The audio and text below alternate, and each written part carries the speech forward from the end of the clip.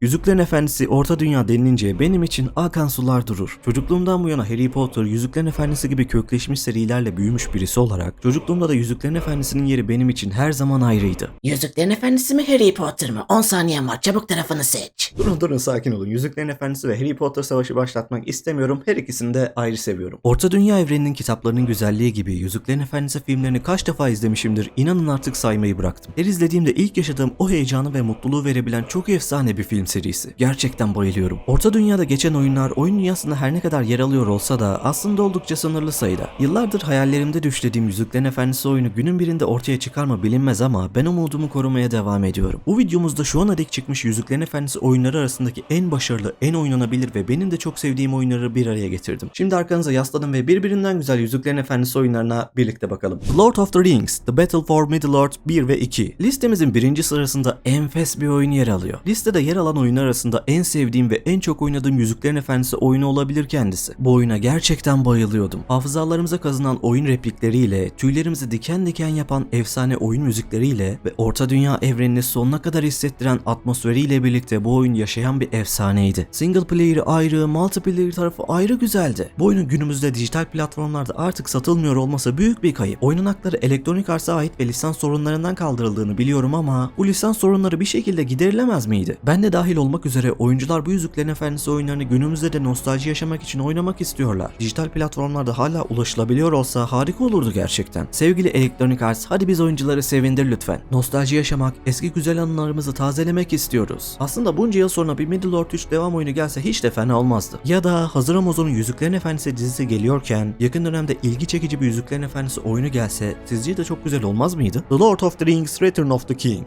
Electronic Arts'ın altın çağı. Electronic Arts'ın güzel oyun projelerine imza attığı o güzel dönemler. Yüzüklerin Efendisi Kralın Dönüşü filminin güzel bir uyarlaması. Yüzüklerin Efendisi oyunları deyince en başarılı oyunların başında bu oyun gelebilir. Sanki Peter Jackson'ın yönettiği filmlerin içindeyiz. Bu oyun gerçekten film sahnelerini olabildiğince iyi yansıtan, orijinal film sahnelerine sadık kalan, bence dönemi için çok başarılı bir oyundu. Howard Shore tarafından bestelenen Yüzüklerin Efendisi filmlerinin ruhumuzu okşayan orijinal müzikleri oyun boyunca çalıyor. Bu oyunda başta Gandalf olmak üzere Aragorn, Legolas, Gimli, Frodo, Sam, Merry, Pippin ve Faramir olarak 9 karakteri oynayabiliyorsunuz. Oyunun co-op seçeneği de bulunuyordu. Ben genelde tek başıma oynadığımı hatırlıyorum. Tekrar oynanabilirliği de yüksek bir oyundu. Ben de bu oyunu çocukluk dönemimde tekrar büyük bir keyif alarak oynardım. Muazzam bir deneyimdi. Şimdi elbette oyun 2003 yılında çıkması ile birlikte günümüzde görsellik olarak biraz eskimiş gibi hissettirse de bu oyunu döneminde oynadığınızda hayal gücünüzle birleştiğinde grafikleri o kadar gerçekçi ve güzel geliyordu ki zaten oyun içerisinde de ara sahnelerde film sahnelerinden kesintiler yer alıyordu. Sinematik sahneler sonrası birden oyuna geçiyordu falan derken oyun ve film iç içe geçmiş şekilde sanki filmin içinde gibi hissediyorduk. Gerçekten bu oyun çok güzeldi. Bu arada Aragorn rolündeki Viggo Mortensen ve Legolas rolündeki Orlando Bloom hariç tüm oyuncular bu oyunda kendi seslerini kullandılar. Bildiğim kadarıyla Viggo Mortensen Hidalgo filminin çekimlerinde, Orlando Bloom da Karayip Korsanları 2 filminin çekimlerinde olduğu için zamanlama çakışmasından kaynaklı olsa gerek bu oyun için kendi seslerini kullanamamışlar. The Lord of the Rings Conquest. Yani bu oyunun senaryo açısından bazı problemleri vardı, farkındayım ama eğlenceli bir oyundu bana kalırsa. Filmlerde hayran olduğumuz o geniş mekanlarda savaşmak bizleri fazlasıyla gaza getiriyordu. Biraz kolay bir oyundu. Savaşları falan rahat bir şekilde kazanıyordunuz. Hem single player tarafına hem de multiplayer tarafına sahipti. Multiplayer tarafında arkadaşlarınızla savaşarak bol bol eğlenebiliyordunuz. Aynı zamanda aynı ekran üzerine split screen oynama seçeneğine de sahipti. Orta Dünyayı seviyorsanız keyif alabileceğiniz, eğlenceli anlar yaşayabileceğiniz bir oyundu Conquest. The Lord of the Rings Online. Bu oyun MMO tabanlı olmasıyla birlikte Orta Dünya evreninin Tolkien kitaplarına sadık kalarak hazırlanmış çok detaylı bir oyun. Öyle detaylı ve özenle hazırlanmış ki adeta Orta Dünya simülasyonu gibi. Oyunun haritası o kadar geniş ki Orta Dünyayı atınıza binerek gezebiliyorsunuz. Şairin o huzur dolu doğasında temiz havayı içinize çekebilir, sabah kahvaltınızı sıçrayan Midilli Hanı'nda yapabilir, öğleden sonra Ayrık Vadi'ye elflerin yanına uğrayıp Elrond'un evinde vakit geçirebilir, akşamüstü Rohan yolunda gün batımına doğru atınızı sürebilir, akşam yemeğinizi ise Tom Bombadil'in yaşlı ormandaki malikanesinde yiyebilirsiniz. Dediğim gibi oyun gerçekten çok geniş bir Orta Dünya vaat ediyor. Oyunun enfes atmosferi, özenle hazırlanmış sanat eseri niteliğinde olan Orta Dünya mekanları, etkileyici müzikleriyle hikaye sunumu, her bir karakterin kendine has özellikleriyle oynanmaya değer olması oyunun güzel yanlarından biri. Bayağı yardımsever güzel bir oyuncu kitlesine sahip. Sürekli oyun içi düzenlenen festivallerle birlikte samimi tatlı bir ortama sahip.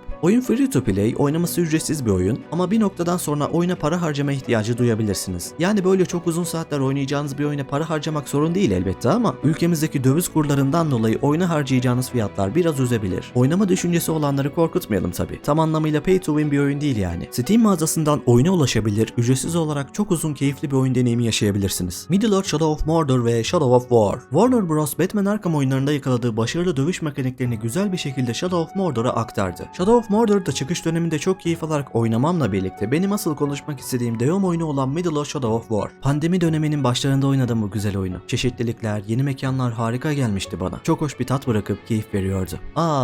İlk oyunun güzelliğinden sonra ikinci oyun Middle-earth Shadow of War'un çıkışı birçoğumuz tarafından pek hoş karşılanmamıştı. Bunun sebebi eğer hatırlamıyorsanız o dönem yapımcıların oyuna yerli yersiz lootbox çılgınlığı koymalarıydı. Bunların başında elbette Electronic Arts geliyor. Yani Electronic Arts güzelim Star Wars Battlefront 2'yi o şekilde lootbox çılgınlığına boğmak zorunda mıydın yani? Neyse efendim, evet ne yazık ki bu lootbox çılgınlıklarından o dönem Warner Bros. Da nasibini almıştı. Ulan bu iyi fikirmiş ha. Dur biz bunu ikinci oyuna katarız. Paraya para demeyiz. Para daha çok para. Yeni oyunlarına böyle bir lootbox olayı eklemeleri haliyle birçok kişi tarafından tepki aldı. Evet, lootbox almadan da oyunda ilerleyebiliyordunuz elbette ama gelişme kat etmek için daha çok efor sarf etmeniz gerekiyordu. Sen istiyor Legendary Orc alacak lootbox. İkinci oyunun ilk çıkış döneminde ne yazık ki böyle tatsız durumlar yaşanmıştı. Sonra elbette yapımcı ekip yaptıkları bu hatalarını anlamış olacaklar ki lootbox olayını kaldırdılar ve böylelikle oyunun yapısı biraz daha rahatlamış oldu. Ekstra bir harcama yapmadan güzel gelişimler yapabiliyorduk. Hele ki benim gibi grind farm olaylarından keyif alan oyunculardansanız öyle bir kasıp karakteri geliştiriyorsunuz ki olaylar yani. Tabii şunu belirtmek istiyorum. Oyunda kendi ordunuzu toplarken haliyle sizi bir grind farm yapmaya yetiyor oyun. İşte o noktada aynı tip şeyleri yapmaktan çabuk sıkılan bir oyuncuysanız hoşunuza gitmeyebilir belki bu durum. Benim oyunda o kadar kasmamın nedeni oyunun savaş ve dövüş mekaniklerini çok oturaklı keyifli bulmam. Batman Arkham oyunlarının o eşsiz dövüş mekanikleri birçok oyuna ilham kaynağı oldu. Warner Bros. Elbette bu güzel dövüş mekaniklerinin başarısından sonra kenara atacak değildi. Shadow of Mordor'da bunu uygulamaya devam ettiler ve ikinci oyun Shadow of War'da çok daha geliştirilmiş, çeşitlilik katılmış, oyuncunun kullanırken büyük bir haz duyacağı yeni animasyonlarla estetik bir hava katıldı. Adeta çekirdek çitler gibi bir savaşmaya başlayınca duramıyordunuz, bağımlılık yapıyor, görsel şölen yaşatıyordu. Vay canına, Middle-earth Shadow of War deyince övme ihtiyacı duydum sanırım. Biraz fazla bahsetmişim bu oyundan. İlerleyen zamanlarda Middle-earth Shadow of Mordor ve War için kanalımda bir oyun sohbeti videosu da paylaşmak istiyorum. Övgülerimizin devamı oyuna özel videomuza kalsın o halde. Lord of the Rings, War in the North. Bu oyunu kimler oynar? Elbette Tolkien aşıkları. Hikayeyi Yüzüklerin Efendisi kitaplarıyla bütünleştiren bir oyun. Oyundaki karakterler ve hikayesi tam anlamıyla Lord of the Rings'in bir parçası olmasa da oyun boyunca ana karakterlerle karşılaşıyorsunuz. Ve evet, Yüzüklerin Efendisi karakterleri tıpkı filmlerdeki gibi görünüyor. Yani bu oyun alternatif bir orta dünya hikayesi sunuyor anlayacağınız. Oyun diyaloglarının bazıları kitaplardan fırlamış gibi hissettiriyor. Bu oyundaki müzikler orijinal film müziklerinden farklı olsa da oldukça iyi, kulağa hoş geliyordu. Atmosfer olarak da yine başarılı yansıtılmıştı. Oyun single player ve arkadaşlarınızla oynayabileceğiniz co-op deneyimi sunuyor. Aksiyon RPG tadında olan bu oyunun eğlenceli yanları olmasıyla birlikte eksik hissettiren yanları da vardı. Genel anlamda oynarken keyif aldığımız bir oyundu. Ama listemizin başlarında bahsettiğim Yüzüklerin Efendisi oyunları kadar özenli bir oyun gibi hissettirmiyor. Listenin sonlarında yer vermemin nedenlerinden biri de buydu. Lego The Lord of the Rings ve Lego The Hobbit. Yüzüklerin Efendisi oyunları dahil olmak üzere birçok sevilen filmin Lego oyun versiyonu gerçekten geniş bir kütüphane sunuyor Lego severlere. Sevilen filmlerin parodisi niteliğinde olan Lego oyunları, mizahi, komik, eğlenceli oyun yapısıyla hem tek başınıza oynarken hem de iki kişi oynarken bol bol gülüp eğleneceğiniz oyunlardan. Seviyorum Lego oyunlarını. Lego The Lord of the Rings ve Lego The Hobbit de orta dünya atmosferini sevimli ve eğlenceli şekilde yansıtmayı başarıyor. Tolkien hikayesine sadık kalamış ve yer yer rahatsız etmeyecek şekilde absürt komedi unsurları içeriyor. Eğer daha önce hiçbir Lego oyununu deneyim etmediyseniz en çok ilginizi çeken Lego oyununu oynamak için bence bir şans verin derim. Gerçekten eğlenceli bir oyun deneyimi sunuyor. The Hobbit. Bilbo Baggins olarak oynadığımız 2003 yılında çıkış yapan bu oyun adından pek söz edilen bir oyun değil aslında. Oyunu deneyim eden oyuncular The Hobbit'i The Legend of Zelda Wind Waker oyununa da benzetiyorlar. Sanatsal anlamda ve müzik yönüyle oyun gayet iyi duruyor. Evet, belki mükemmel diyeceğimiz bir oyun değildi ama içerdiği eğlence dolu bulmacalığıyla keyifli bir oyundu aslında. Bu oyunu döneminde oynadıysanız ve Zelda hayranıysanız muhtemelen sevmiş, eğlenmişsinizdir. Günümüzde baktığınızda pek heyecan duymuyor olabilirsiniz. Hikaye anlatımı olarak yine orijinal Tolkien hikayesine sadık kalınarak hazırlanmış. Oyun genel anlamda eğlenceli olduğu gibi içerdiği bulmacalarla yer yer zorlayıcı olduğu kısımlar vardı. Bonus: The Lord of the Rings, Gollum. Evet, videomuzun son kısmına da bonus olarak çıkış yapması beklenen yeni Yüzüklerin Efendisi oyununu eklemek istedim. Daedalic Entertainment tarafından geliştirilen aksiyon RPG macera türünde olan bu oyun esin kaynağını elbette Tolkien'in efsane eseri Yüzüklerin Efendisi'nden alıyor. Oyunun isminden de anlayacağınız üzere ana karakterimiz ve hikaye odağımız Gollum üzerinden ilerleyecek. Gollum'un kardeşlik tarafından bulunmadan önceki hikayesini anlatacak bizlere. Tahminime göre Gollum ve Sméagol arasında geçen iç çatışma üzerine temellenecek bir hikaye sunumu olacak. Bu iki karakter arasında yaşanan çatışmalar oyuna yansıyarak interaktif seçimler üzerinde bizlere farklı bir deneyim sunabilir. Daedalic Entertainment tarafından geliştiriliyor olması düşük bütçe konusunda konusunda bazılarınıza biraz düşündürebilir ama geçtiğimiz günlerde Deadly Entertainment, Nacon şirketi tarafından 60 milyon dolara satın alındı. Yani bu demek oluyor ki arkalarında daha büyük bir şirket olunca ortaya daha yüksek bütçeli bir proje çıkabilir. İyi bir oyun olur mu, kötü bir çıkış mı yapar bilinmez ama bu oyuna ön yargılı yaklaşmak istemiyorum. Bir orta dünya hayranı olarak The Lord of the Rings Gollum'u merakla bekliyorum. Umarım başarılı, güzel bir oyun olur ve hep birlikte keyifli bir oyun deneyimi yaşarız. Bu videomuzda o kadar Yüzüklerin Efendisi'ni almışken sizin de yine bir Yüzüklerin Efendisi film maratonu yapmak içinizden geldi, öyle değil mi? Pekala, hadi hep birlikte oyuna biraz ara verelim. Bizleri tok tutacak lambaslarımızı hazırlayalım, mızırlarımızı patlatalım ve sinema gecesinde buluşalım. Evet, benden şimdilik bu kadar efendim. Umarım videodan keyif almışsınızdır. Umarım kanalımdaki içerikler sizlerin ilgisini çekmiştir. Videomuzu sonlandırırken kanalıma abone olmayı ve videomu beğenmeyi lütfen unutmayın. Yeni videolarda görüşmek üzere. Kendinize çok iyi bakın. Görüşmek üzere.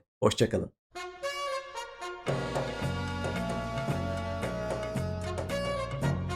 Evlat, kanalıma abone ol ve videolarımı beğen ki yeni gelecek içeriklerimden haberdar olabilesin. Gamer Carleon ailesi bu yaptığın iyiliği asla unutmayacak.